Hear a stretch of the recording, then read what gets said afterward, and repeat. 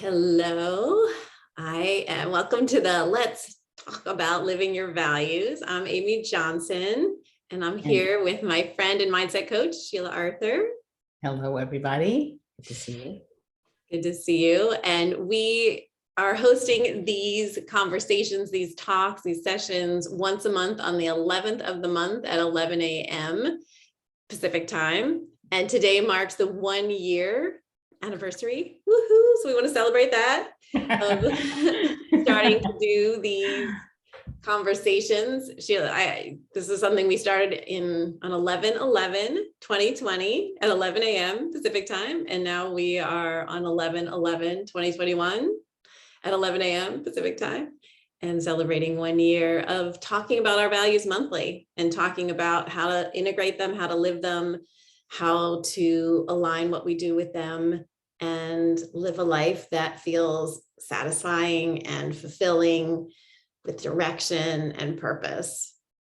Because it's not always easy, but we find a path that helps simplify it for sure. So we welcome you. We wanted to create a place to have conversations, an open place, and to honor what it means to live in your values, and to also discuss what is hard about living in your values, what doesn't work, how do you discover your values, what does it even mean to live a values-based life, and how do we define values? It's kind of a good place to start too. Sheila, do you have anything you want to add? Absolutely. All of that is beautiful and accurate. And I guess the thing that I would want to add is just that this whole process of, and I say this, I think every single time that we meet, it's always so amazing to me, the things that I discover about myself as I go through the process of deepening my understanding of my values. And that comes from the conversations that we have, that comes from the questions, that comes from my own reflections about what's happening in my life and how I need to apply them, noticing when I'm not applying them, noticing when I'm out of alignment, noticing when there's that flow. And it's a wonderful compass. It's a wonderful guidepost. It's a wonderful internal way of just being very clear about what is most important and focusing on that, because that seems to make a huge difference in my life. And I'm just so grateful for having begun the values work and thinking about it in the context of values. And it's just been a wonderful, fabulous journey. And I'm just very happy to still be on it. It is a journey for sure. And I want to share what values are, because people talk about values a lot out in the world, and it's often done in a very general way. And it's not, they'll say it's done in a binary way. So this is a good value, or this is a bad value, or they assign values to people and then make judgments around it. Or it's just talked about generally. You need to know your values, and then you have to pick them and sort of know what they are. And so what we do here is we have a different definition of values. So our definition of values are a single word or short phrase that connects you to your authentic and truest self. They are a bridge between what matters to you, your innermost self, and the outside world. They act as your inner compass. So they will help you decide where you want to go, what direction you want to go in, and then what are the steps you're going to take and how you're going to do it, who you're going to be in going in that direction.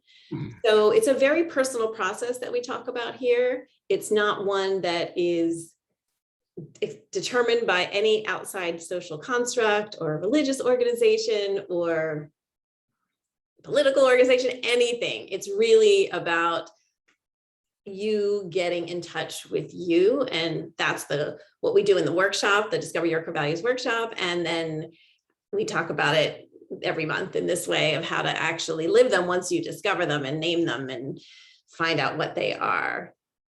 So that's an important piece of this, because we talk about values, but people can sometimes feel like, oh, that's kind of not that interesting, or oh, boring, and it's not that way at all. What we talk about is something very dynamic. So, and Dorit, we're so glad you're here. Do you have any questions or anything? Do you want to check in?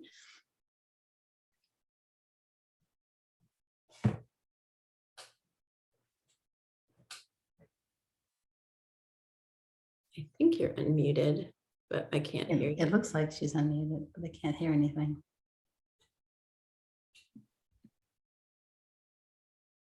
My groups often focus on perma model and meaning making. And so part of meaning is values exploration. So that's where I insert it.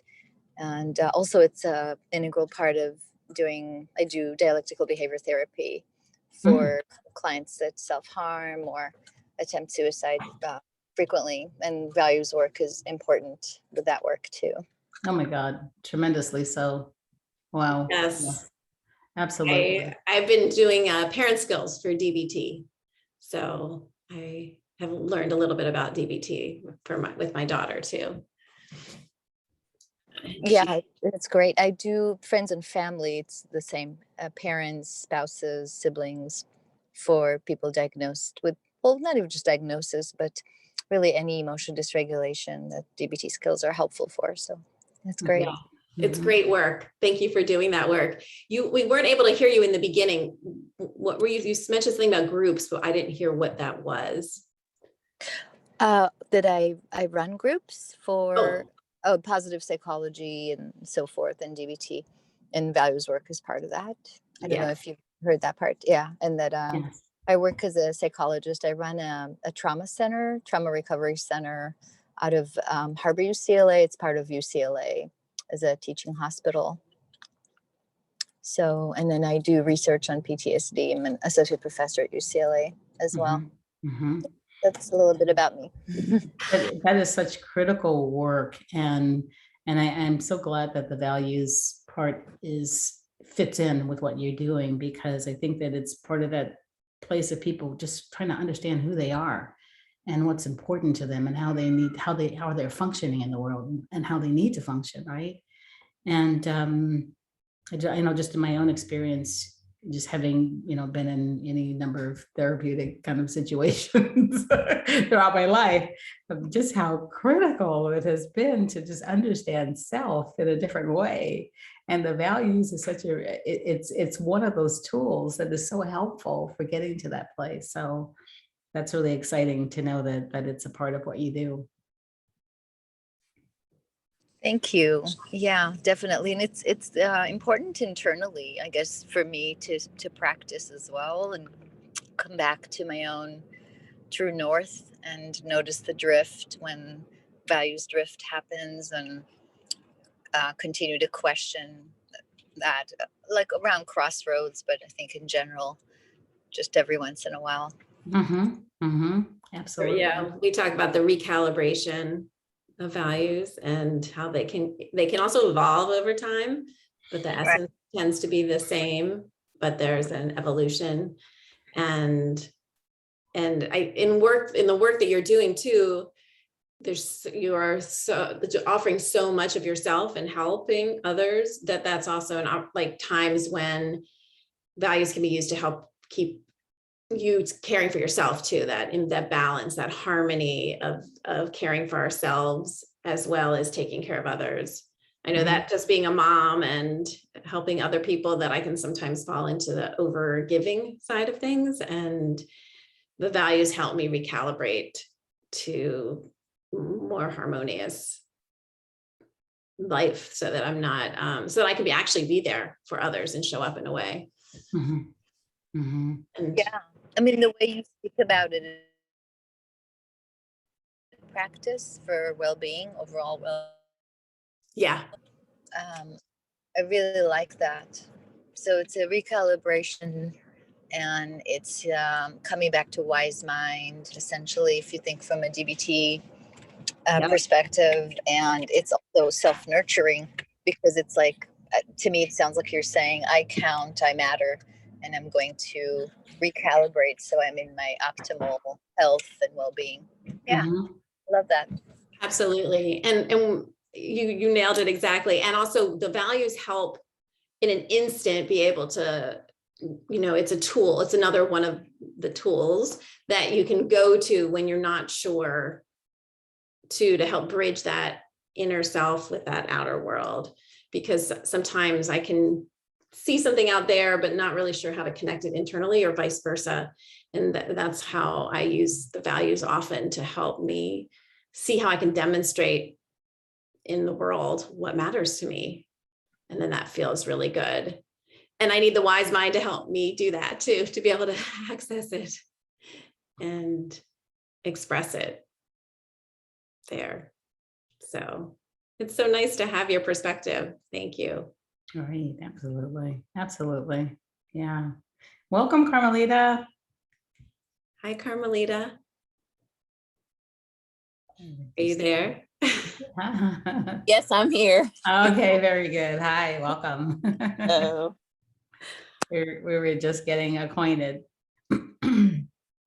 And Carmelita's is in our current workshop right now, Dorit, and is just amazingly courageous and on this adventure with us and adds so much to the conversation. So we're glad that she popped in here. And one of the things our plan to talk about today was sometimes we can hit obstacles in discovering our values or hit some roadblocks that can prevent us from really knowing our values. So I don't know if either of you have experienced that, or what are some of those that we see certain things, but people kind of face all different obstacles as they go into this work and discovering your values. How are you doing, Carmelita? Are you, not to put you on the spot, but how's it going this week? yeah, no problem. I want to jump on camera. I'm just looking a mess, so I'll get on.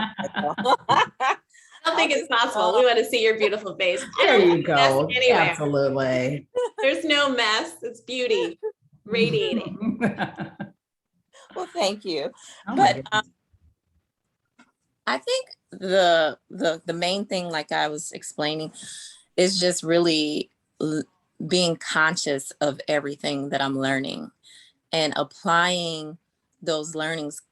And it's amazing to me how easily it is to understand, to know, to have the tools, the skill set, but still not apply it. And that's, I mean, I apply it, but I want it to be more at the front of my brain, more conscious, so that, like you guys are teaching, whatever I'm valuing, whatever I believe, that I'm acting on that in my everyday, all day. That's what I want to do, you know, and I just haven't gotten there yet. But I think the constant communication with you guys, the being in the group again for a second time, I think this is great. It's beneficial, you know, to keep practicing. And I think it'll just be a continual thing that I have to practice until I don't anymore. Yeah.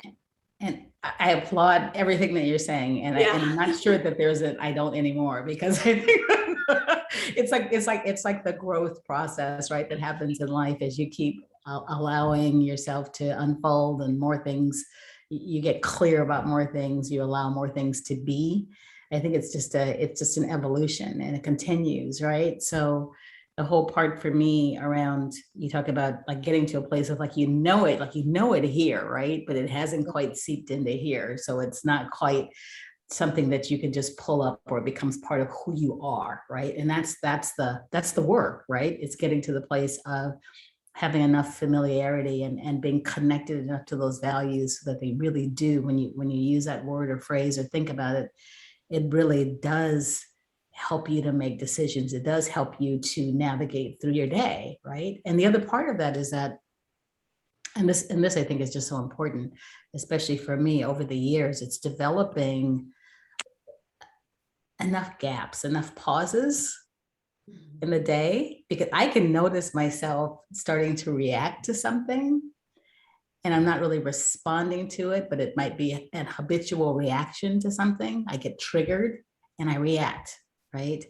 And when I notice that, then I can just put in a little bit of a pause and begin to think about how I want to respond differently. Like, how does it feel, right? Because the reaction for me never feels good. A response to beauty, a response to like whatever is happening, that feels fantastic. But when I'm just like without consciousness reacting to something because this is what I am still working through, I always notice a level of discomfort in my being.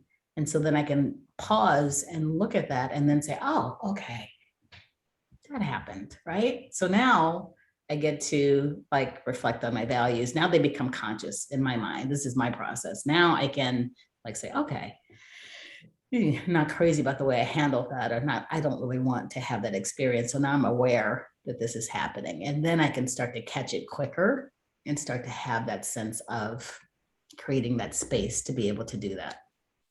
And I'm sure that you guys may have a different way of approaching that, but that seems to work for me in terms of how I anchor these values in and how they become who I am and I become the embodiment of the values. It's a process. And so, gentle, steady, consistent, Yeah. kind process. Yes, I fully agree. And the pause, I am such a fan of the pause. Sometimes that's about all I can do is just pause, restraint of pen and tongue, not do anything and just be with the discomfort, or distress tolerance, right? Is a DBT term that I'm getting more familiar with. And the idea of the pause allows the space for a different way to come in. And one of the roadblocks actually for values work is an idea that we're supposed to do it perfectly. And so it's really important to watch that being too hard on ourselves and the perfectionism that can creep in. I don't see a time there's ever going to, and I've gotten so paralyzed sometimes, like, how can I do this if I'm not living in my values all the time? And it's just not going to be feasible, but the needle is moving in that direction. The more conscious I become, the better decisions I'll be able to make that are more in alignment. I'll sometimes have to change my mind because the first decision I made actually wasn't in alignment with my values. And then it's the humility and the courage to speak up and go, oh, I'm going to change my mind and make a different choice now. And this new choice feels more in alignment. And it's in those contrasts in a way that really the values work happens. So you showing up and saying what you just shared is the values work demonstrated. It's already happening. Yes. So I think it's important not to remember that there's no good or bad, there's no shoulds, there's no right way to do it. It's showing up is the best part. And then I do think the reason we have these conversations and the reason I created the values connection for those who did the workshop is so that we can stay tethered to it and stay accountable, because accountability is a piece of it. But I look at accountability as an arrow. It's an accountability arrow. It's the direction we want to go. And are we taking the steps to go there? Accountability not as a whipping stone to tell us what we haven't done right, but more like where we want to go and are we accountable for taking the steps to get there? And so in the values connection on Mondays, I invite people to share. Oh, Dorit, Values Connection is a community on Mighty Networks created called the Values Connection that's about bringing people together who want to add fulfillment and peace of mind through values work in the next phase, because they're probably going through a turning point or wanting to do it differently. And we practice living our values every day in that group. So on Mondays, we have Accountability Mondays, and that's in a way to like say, okay, this week I want to sketch this week, and that's in alignment with my value of creativity. And then at the end of the week, I can say I did that or not. And I had that on there actually for myself for about 2 or 3 weeks, and I didn't do it. So I wanted, because I like to sketch, I do like a 5-minute sketch thing, and I kept putting it on there and not doing it and not doing it. And I realized I had to make it, I couldn't go right to sketching because I couldn't find my sketchbook, and I really wanted to do it in my sketchbook. So my accountability action became find my sketchbook. So one week I was able to share my accountability action was find my sketchbook in alignment with my value of creativity. And then on Friday, I was able to share that I found my sketchbook. And then guess what? The next week I was able to draw and play with pens, which is what I was the intent in the first place, to play more. So it took a month. And sometimes it's that incremental 1% change that we have to do, and just break it down into a micro step, because those become obstacles too. It's that perfectionism. Oh, I didn't do it this week. I'm embarrassed. I'm not going to show up again because I didn't do it. It's examining it, taking the pause. Oh, what's really blocking me here? Oh, I don't know where my sketchbook is. So if I take a step back, that becomes my action. Find my sketchbook. It was not really anywhere hard to find, but I needed to take the time to do it. So it's a funny, seemingly story, but it really is that simple to break down. Yeah. Hopefully that's helpful. Very much so. It's like, I can't believe it. I just can't believe how much work this takes. I'm blown away by it, because even like you saying, I had the action, I needed to find the sketchbook. That was the first thing. So I appreciate that validation, because that's where I get caught up. I really start to beat myself up, like, oh, this was the goal. This is what I value. I'm trying to align these things. Well, I'm working on aligning these things, but there's always this little thing. Oh, the pen, I wanted to take notes. My pen ran out of ink, and so that can be discouraging. And so I appreciate that validation, that it really is some work to be done. And that's why I'm here. That's why I keep showing up, like you said, because it's important to me. And yeah. I So love that. And I just really want to acknowledge and celebrate you for doing that, because I think it's just so important. And you're right, it is work. And I think that for me, it begins to feel less like work. There is a point in which it doesn't feel like as much work, but there still is effort involved, right? There's consciousness involved. So it's like not slipping into the unconscious habitual, but being mindful enough to like say, okay, this is what's happening. And I love what Amy said about being willing to course correct, right? You make a decision, it's not the right decision. Well, you don't have to keep going with that decision, right? You're not stuck. It's like, as a matter of fact, as soon as you discover it's not the right decision, the better it is for you like to say, whoa, change my mind, or I have new information, or I rethought that and I'm going to do something different. And that's such a wonderful way to honor yourself and not keep going down the path, because that becomes so disappointing, right? For me, if I stick with something and I know it's not the right thing, it's like, no, I'm not feeling good about what I'm doing for myself. I'm not taking care of myself. I'm not honoring myself. And so it's like, you get to change your mind when you have new information, or you think about something enough, and you're using your emotions, you're using your sense of the feelings that come up that are where there's dissonance, or there's a disconnect, or there's discord, or whatever it is, right? It just doesn't feel right. You get to use that, right, in service of making a better choice for yourself. And that's where, the values connects with other things. It's like it's a tool, right? But it's not the only tool, because you're accessing your emotions, you're accessing your presence, you're accessing the part of you that's that's kind of in the seat behind, observing everything that's going on, right? So it's like there's all this stuff, but then you actually see yourself doing it.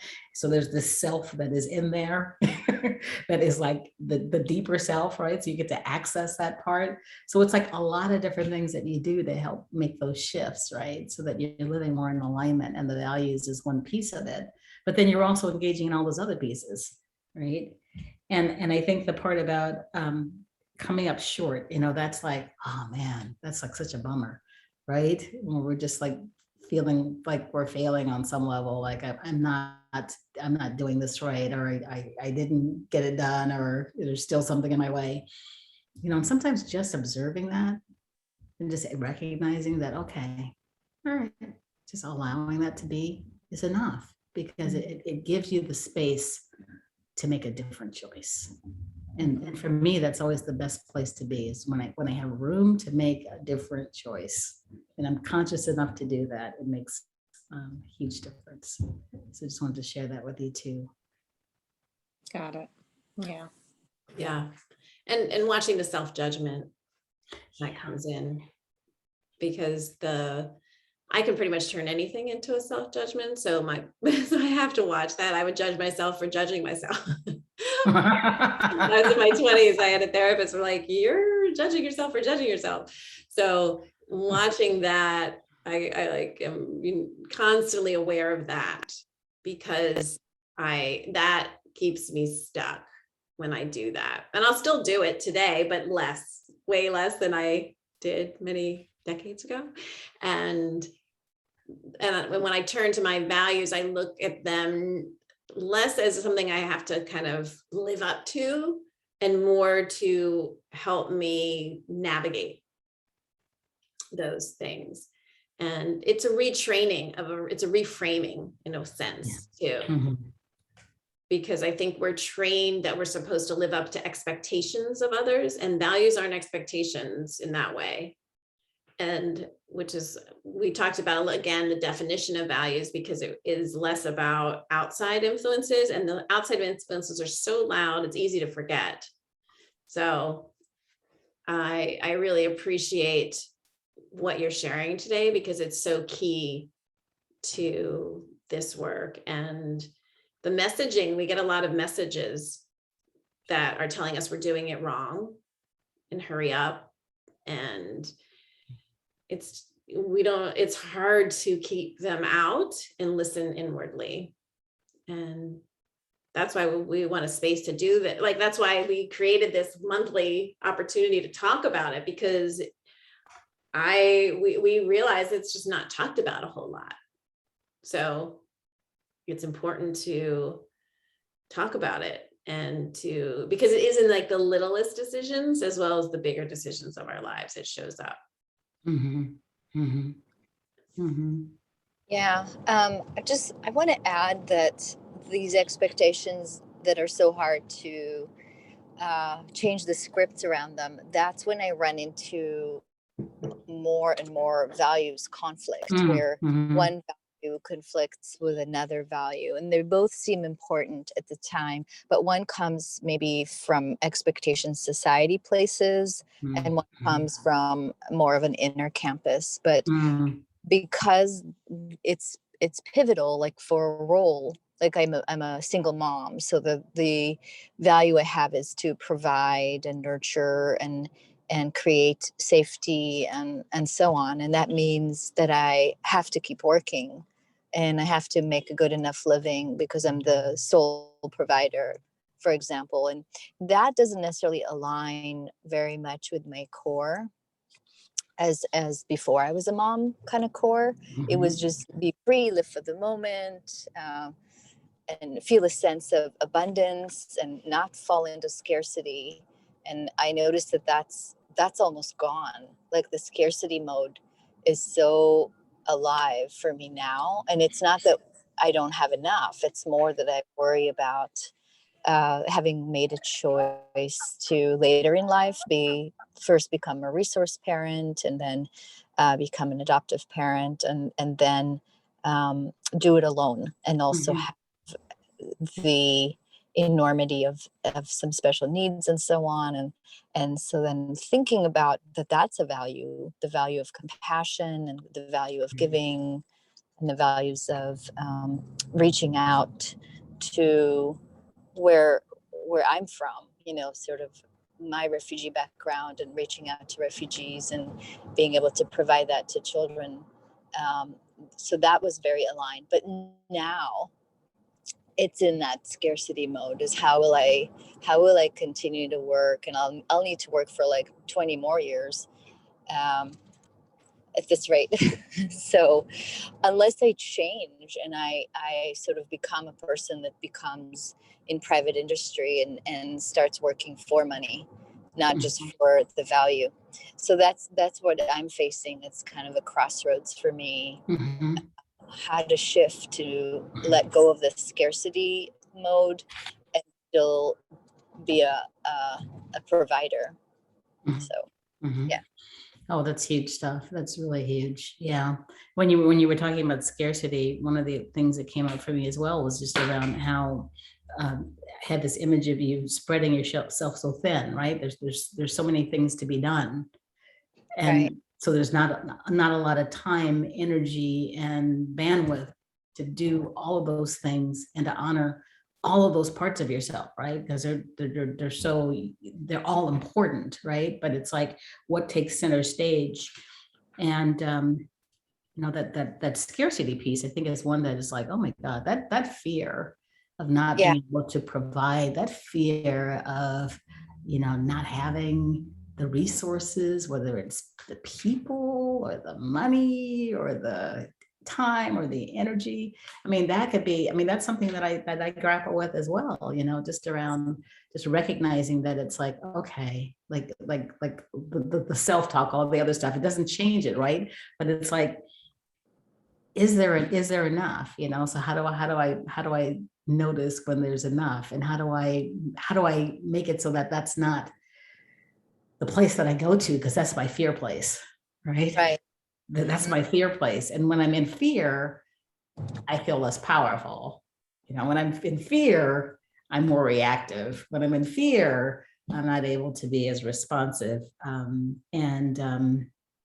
So somehow for me at this point, because I'm in a different phase too. So it's like I'm stepping out in my career in a different way. And I'm finally deciding that, okay, this is so important to me to be able to just do this transformative work for people and to really help them to get out of the stuck places. And so I've decided to focus particularly on women who have had problems losing weight and keeping it off. So it's like they know how to lose weight, but they can't keep it off, and they're just unhappy, right? Because this was my journey, right? And losing 100 pounds and keeping it off for about 9 years.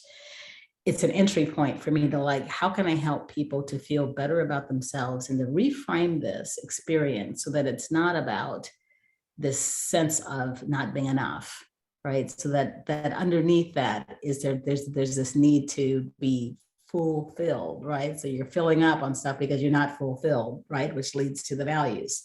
So there's something that's out of alignment. I'm not taking care of my needs. I'm doing too much for other people. There's not enough for me. So I do this because I need to just like keep going day to day, right? So whatever it might be. So stepping out into that space has been like, that's a new space for me, right? So there comes with that. It's like, oh my God, am I going to be able to make a living doing this? Is this like going to be something that I'll be able to like be in alignment about? Will I be able to then like go and do other things that feel even more important and more powerful? Like allowing this place to be. And so there's like for me, there's a lot of different things that I'm having to navigate through, because it is like a turning point. It is a change. It's like I'm making a change and I'm making a declaration. And you might be in a similar place where it's like, okay, I value what I'm doing, and I also value earning a decent living, and also value having the resources and the ability to take care of my people, myself and my loved ones and my family and my children or child. And so how do I balance all of those things and be able to say yes, and step forward into that place where I can do it all. I can do all of those things. And I think that's where the values work comes in. Yeah. Thank you for that. That adds some insight. I think that the one of my values is having levity and freedom in life as well, and I feel that constricting Oh yeah. with the others. So that's when the juxtaposition of one value that's really important and maybe long-term kind of important in terms of thinking, as you said, my people, family, child, and my value of having my energy be about love and compassion and care, and it's not quite there when I'm stressed, right? So thinking about how to de-stress, and excuse me, one way that I know to do it is to take time for myself. And like, today is a holiday, so we're doing some values work. My child is here in the car listening, and she's only 5 though. Yeah.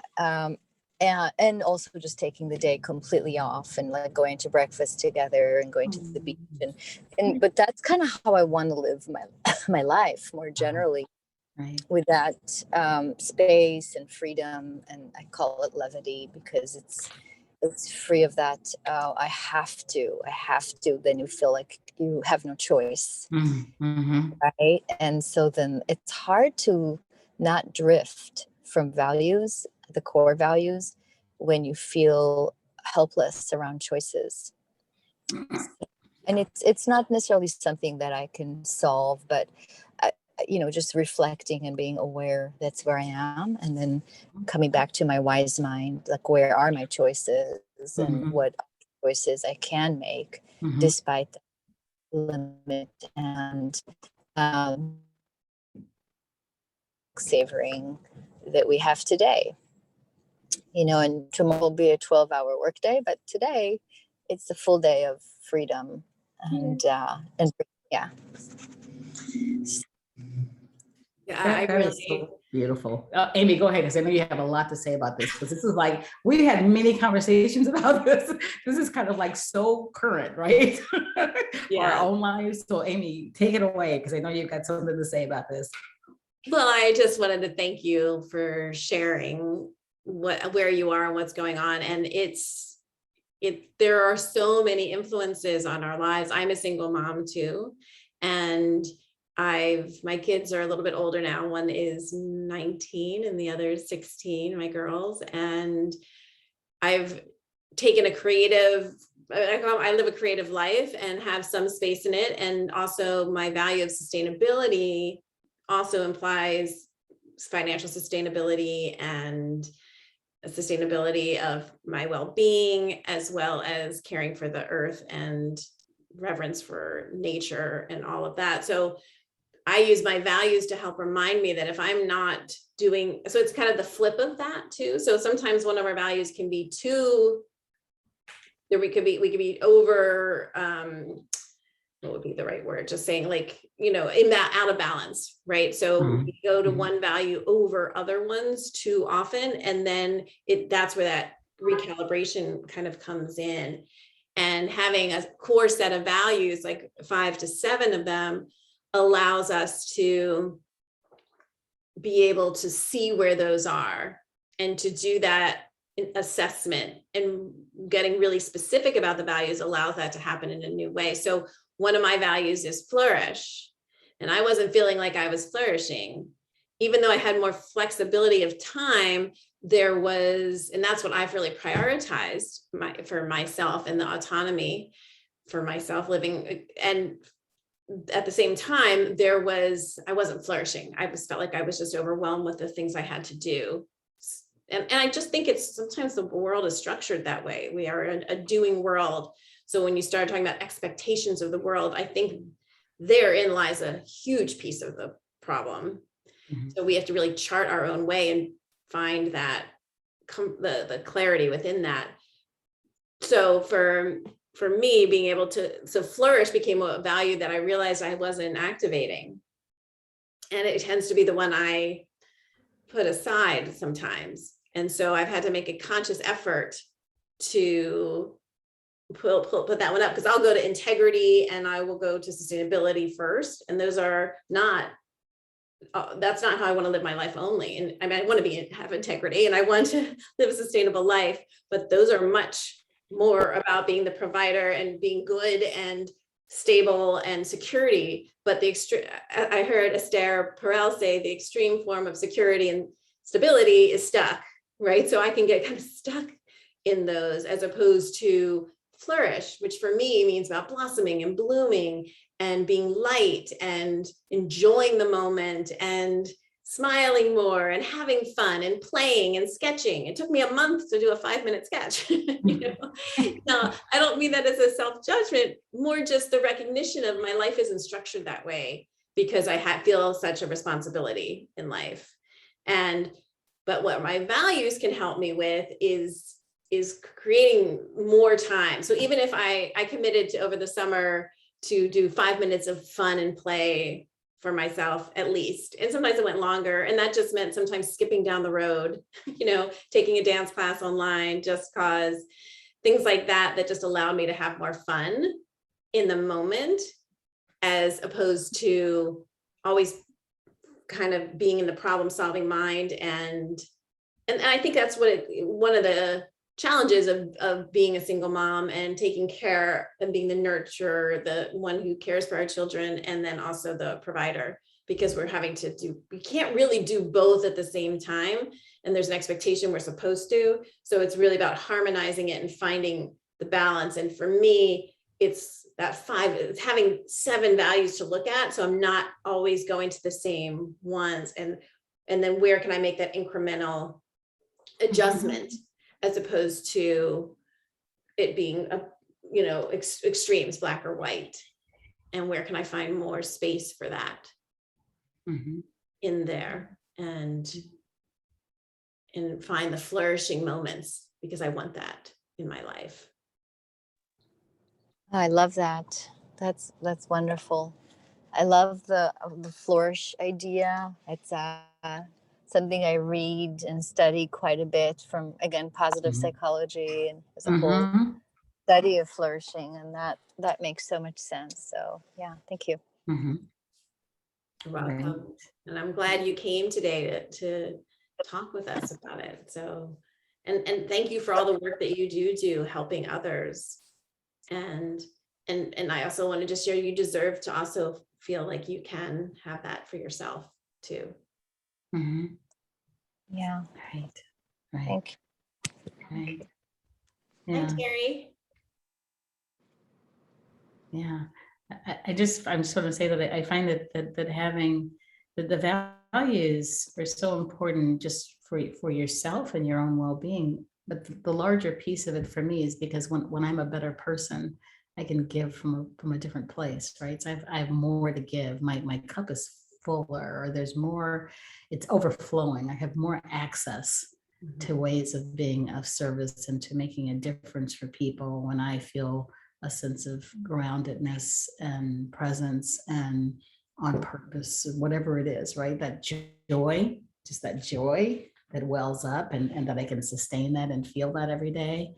It just gives me more access to things, right? So I am a better everything, right? A better friend, a better coach, a better member of society, a better, just in all ways.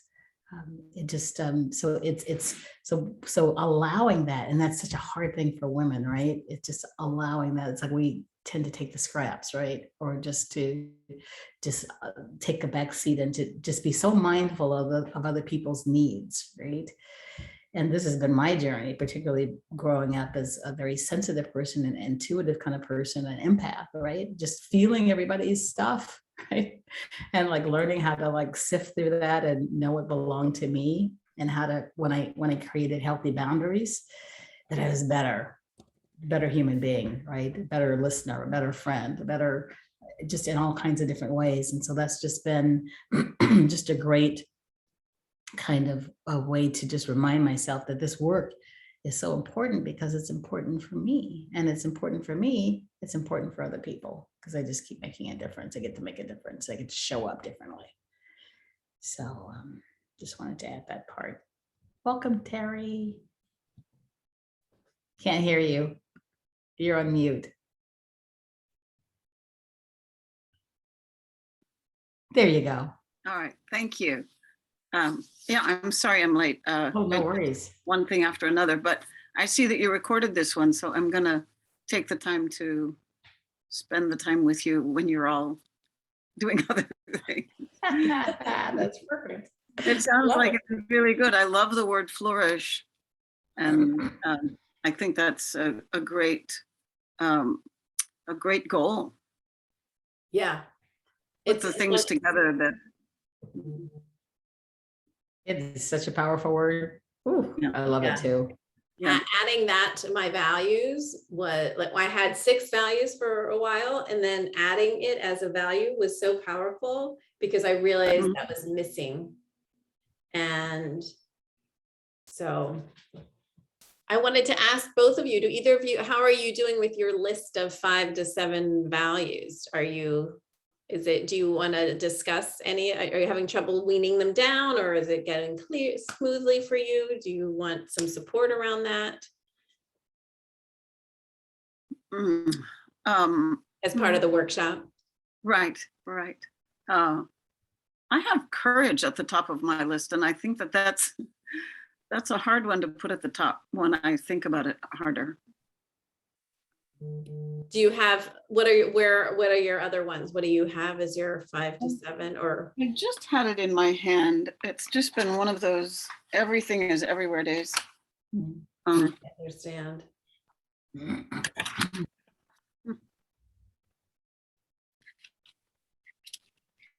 Well, Terry's looking for that. Carmelita, how are you doing with your lists? Are you able to hone them into that? That step 2 is that one that's finding that one essence word or that consolidated word that is the theme. How was that going for you? Yeah, I'm still working on that. I think for me though, the main thing that is consistent at the top of my list is family. That's the biggest value that I have on the planet. And this work, I mean, I have to build this family. It's crazy to me. You know, I don't know, where am I going to get this husband? Where am I going to get these children? Where, you know, so that's really the main thing for me right now, because I have a bit of a career going for myself, meaning I've been working on my own business, and I've been able to live and survive. Have I flourished in it? Not quite yet, but I'm in school now, so that's part of the value, me, you know, the education portion to Mhm. get the career going.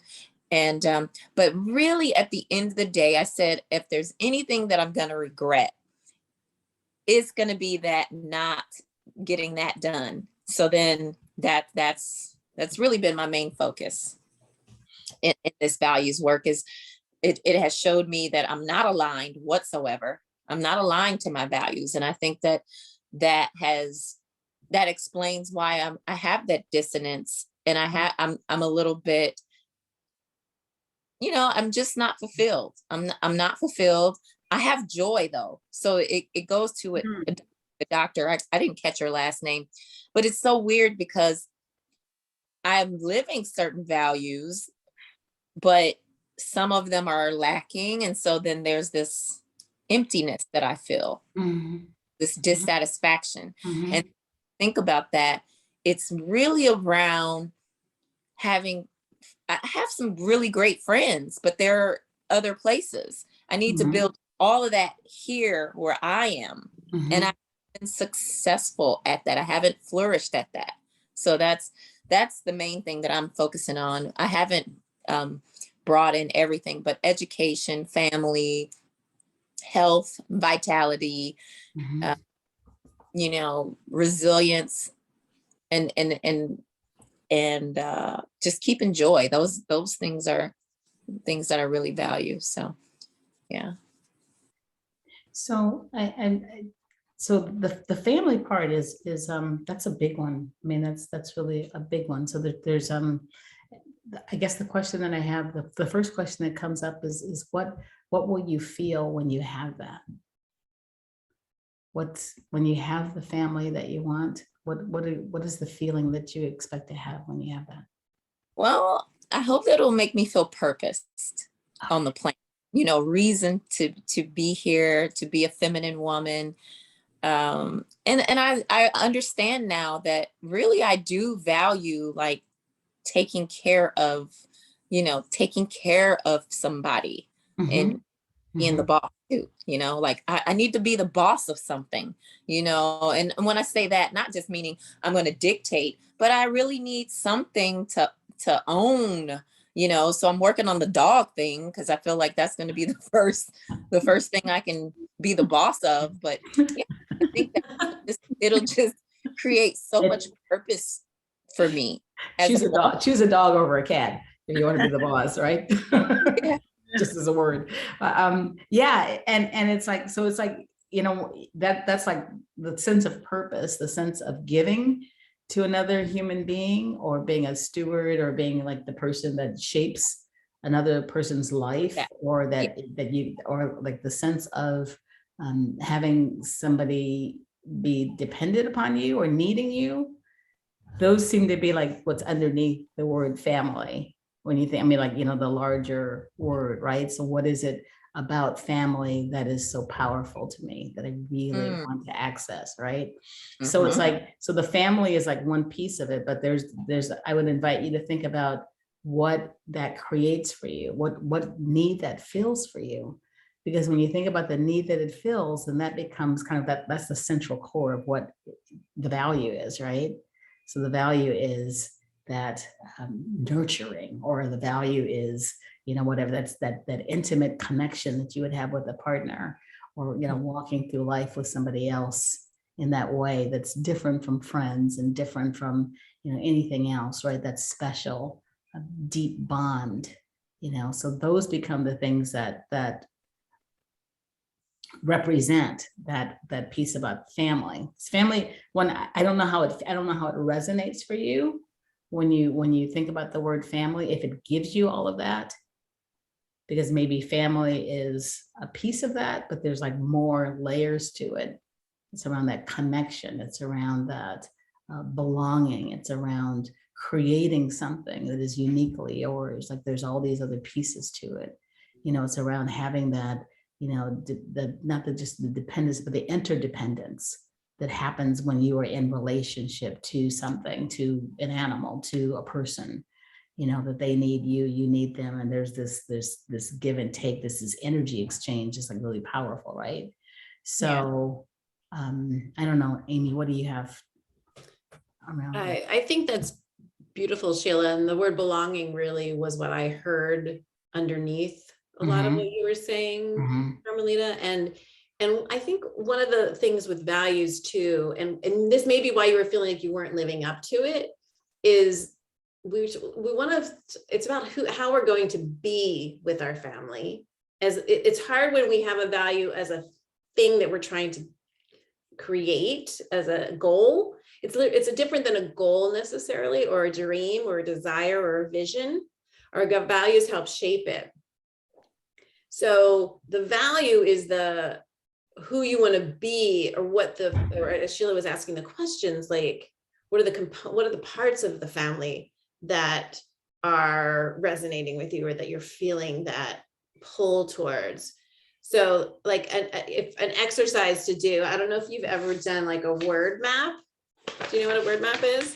So, you would take, it's like you draw a circle with the word family underneath in it. And then you can put all these other lines around it, like a sun. Here, I'll write it out for you. I'll draw it on my paper here. It's not going to be pretty, and then you put here these other words, and it's another way of making a list, basically. So it's something like that. Can you see that in the camera? Yes, beautiful. So if it's the word belonging, or connection, or nurturing, or being a boss, they all kind of go around here. And then you kind of look at them and go, which one, when you say it, do you get that kind of, how does it feel to you? Because having a value of a situation we cannot control per se, which are people, places, and things outside of us, is going to make it hard to do that. It's more about like defining who you want to be in the family, how you want to be as a part of this family, or the leader of the family, or the boss, how it's kind of underneath that, rather than the family itself as the value. It could be loyalty, right? These could be loyalty. It could be belonging. It could be, if you want to tell me some of the words, we could put it on here and send it to you in a picture. Yeah. You want to do that? Spelled it out, and you just added more, but I will continue to work on that. That's very revealing to me, because it's true, like to be able to influence someone with my thoughts and values that I'm working on right now. Right. And as a mom, I am a boss of nobody. Like, just saying, and my dog, I'm not the boss of anybody. And they will tell you, because I wanted to raise girls who use their voice, and guess what? They do. And so, and Lord, you. I'm grateful. So I've had to learn how to not be a doormat, speak my truth, set boundaries, set limits, all sorts of things, have guidelines in the home, but we can't really, I can't control them. When they were little, I could hold them with what I would say loving hands if they were having a tantrum or something.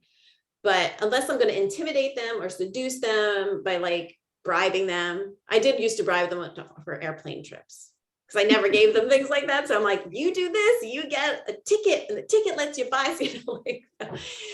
But those are the kind of things, unless you're using something like that, you're really not controlling. Just giving you the FYI there. But from my personal experience. Right. But I would guess that it's really more about shaping, really being able to shape and to mold and to really influence and to just like to inspire and to have that, to really help to, like, I call it shepherding or, bringing someone into the, making a difference, right? It's like instilling what's important to you for that next generation, for somebody that you deeply care about. And that's so powerful, right? Yeah. I mean, it's like such a powerful urge. It's so powerful. I mean, as a woman, that's like, that's the center of creation, right? Is bringing forth life. And so, yeah, absolutely. But I think that what Amy is saying about it, the difference between the thing and the experience of the thing is that as you define your values, you still get to have the experience of it, either in the presence or the absence of the thing itself, right? So even as you are creating a life where you are inviting in a partner and you are getting to the point of bearing children and having all of that happen, right? You still get to experience what it feels like to be nurturing. You still get to experience what it feels like to be in connection, to, like, be the boss, or the caretaker for your little, animal companion. You still get to have some of that, right? So it's all is not lost. So it's like, this is at the core of who you are. So you got to express it, right? This is the way that you express. And so when you understand that, then you get to own it and to live it, even as you set the goals and have other things in mind for how that's going to show up and manifest. Yeah. That makes sense. And then in a sense, family will be under all of them to a degree, all your values. Instead of it being its own value, it will be under, how am I going to flourish in my family? For me, I can speak for myself. How am I going to flourish? How am I going to have a sustainable family? How am I going to have a creativity in my family? How am I going to have collaboration as part of my family? So it'll end up being looking through the lens of the different values about your what kind of family you want to create. And you'll see how we already have it too, which then helps it manifest in a different way. Yeah. Wow. Okay. So I got it. Yeah. I just want to just acknowledge you, Carmelita, because you always come with such transparency and your willingness to just show up and not have the answers and just to be open to what's possible. I think it's just brilliant. And I think that, that's such a great asset. It's such a great way to be as you're becoming, because this is all of our journey, So, just keep doing what you're doing, and it's going to get clearer. You're probably closer than you think. I think, and I'll pass the mic over to Terry, but one thing I have to say is the universe does listen. The universe listens and will deliver, because it's not a coincidence. And I understand that, because you ladies have shown me, like, this is literally where you are, but you wish to be like over there. And even with the breaking down of the family, wow, it's like I can feel a sense of relief, a release each time a link to the chain is cracked each time. So I thank you ladies for creating this and getting together and sharing it, so, but anyways, I'll continue to work on my values and to get clear the things. I hold my workbook dear to me, the words, it's the words, I feel like I'm learning Spanish. It is its own language, right?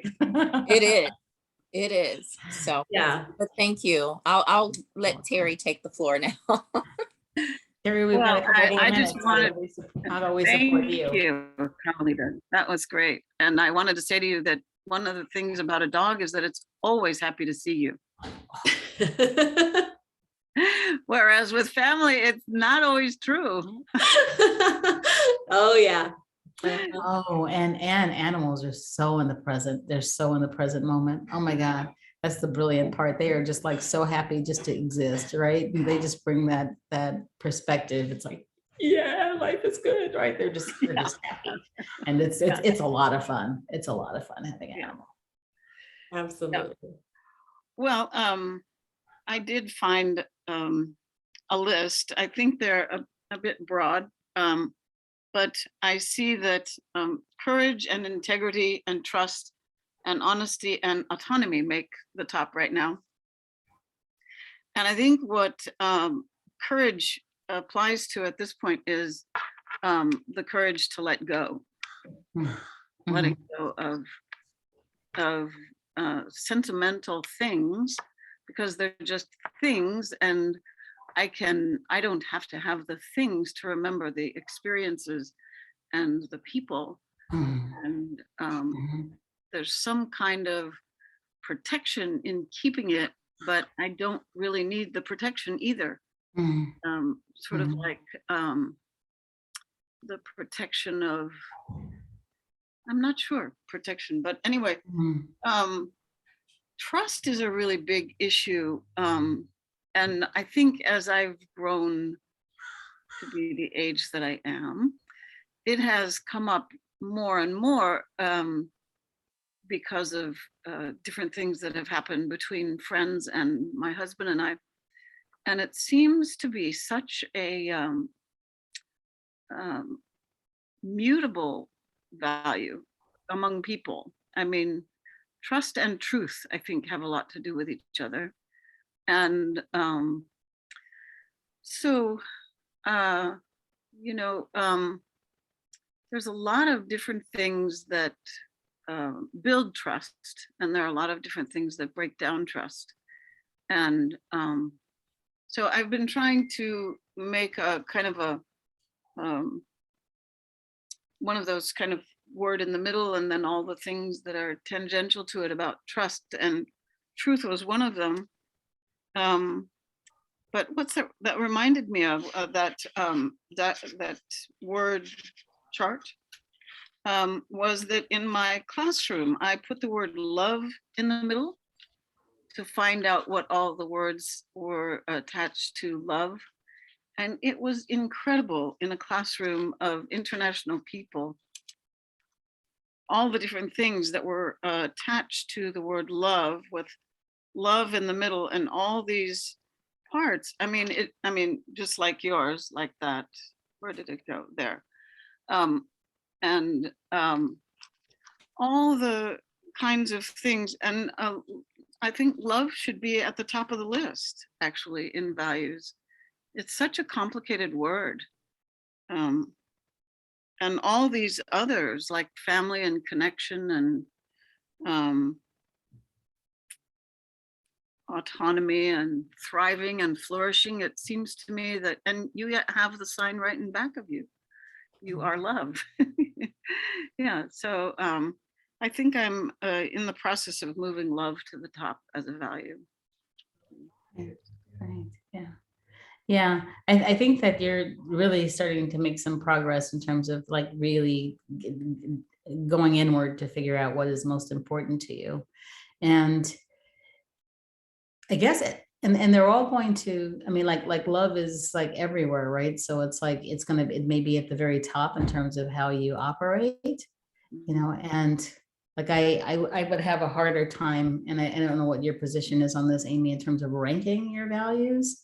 I think sometimes if you rank them, especially early on, it tends to diminish some of the other ones that have equal weight, but in a different way. Like they all need to exist, right? It's like love is like the foundation, right? So it's definitely there, right? But it's like, but the for you, truth is something that's very important, and that trust in the truth, and so it's like they're all equally important. They all fit into the tapestry. They all work together, and they work independently and interdependently. It's like it's hard to have one without the other, right? So it's like I guess I would just caution around putting them in a rank order, and just accepting them as being a part of what's incredibly important to your sense of well-being and who you are and how you are in the world, Mhm. and to focus there. Because so for me, for instance, love is not one of my values, but is it everywhere? Oh, absolutely. Mm.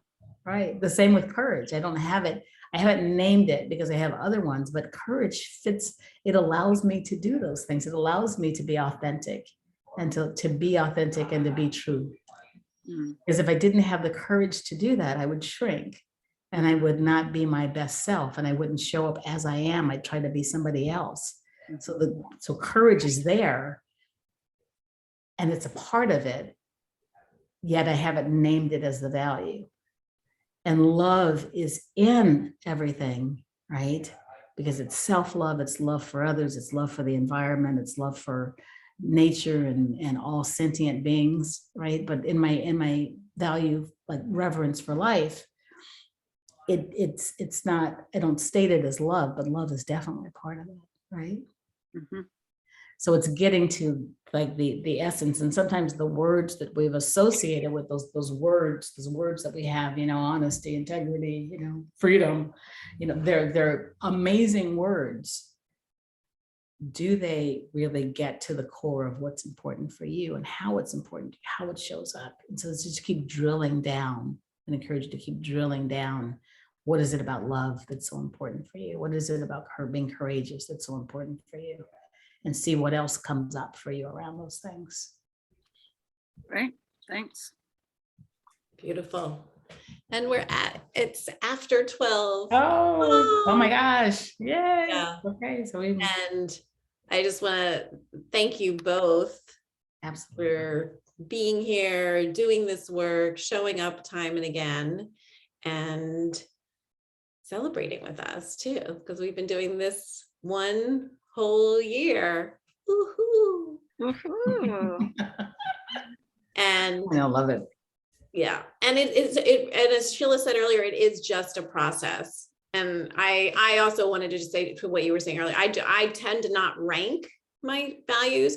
Certainly ones are, I picked my value as my intention for the year as flourish, but that wasn't a rank.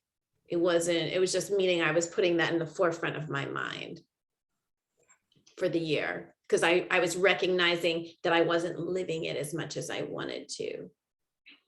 And some of these words are so big. And I want to say this last thing. I know we're over time, but in the back of the workbook, there's a short section called Navigating Roadblocks.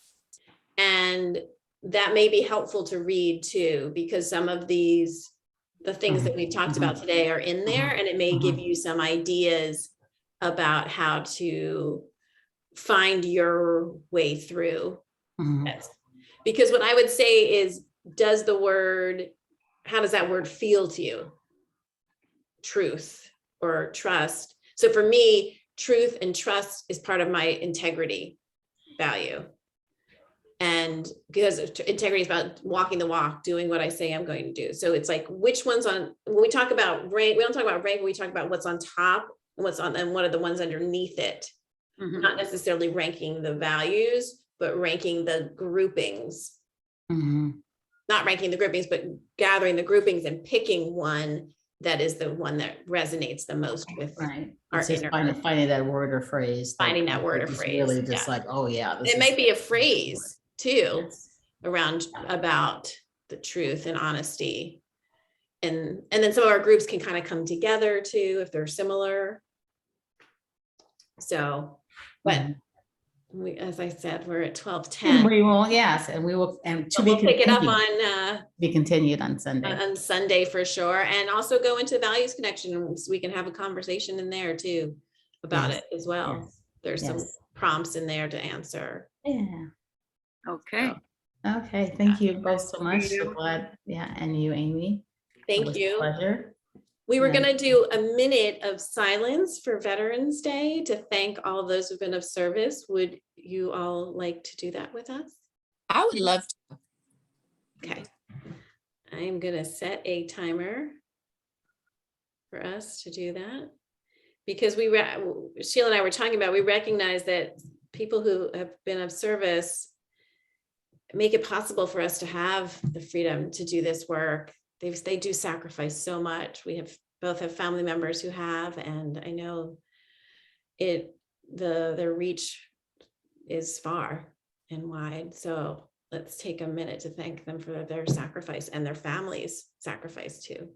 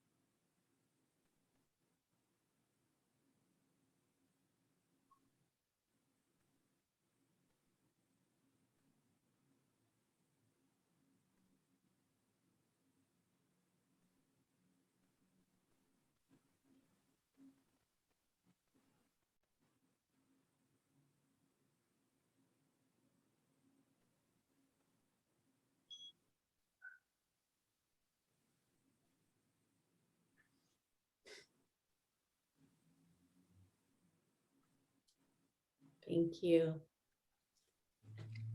Thank you. Thank you, Amy.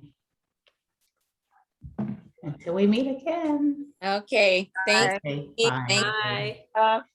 Love you guys, giving you hugs. Love you too. Right back at you. Bye, Terry. Bye.